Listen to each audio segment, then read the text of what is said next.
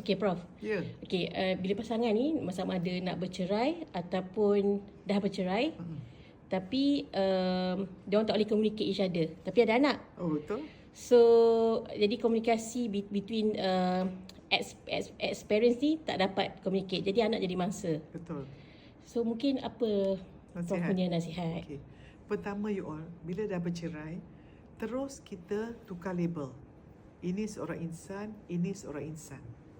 Okay, daripada luar dulu, insan. Macam mana kita layan orang sebagai manusia?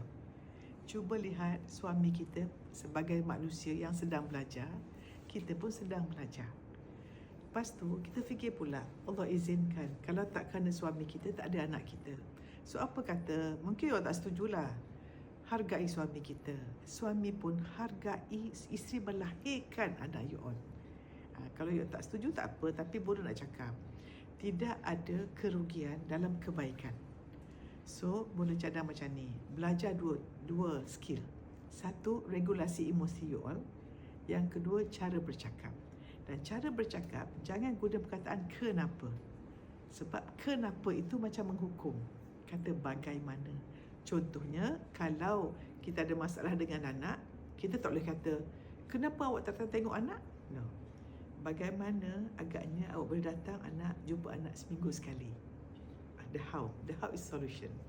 Okay? Dan bagi suami pula, kalau nak marah dengan isteri pun, jangan kata kenapa. Bagaimana awak bercakap lebih lembut dengan anak saya. So, sebut apa yang kita nak. Okay? Thank you.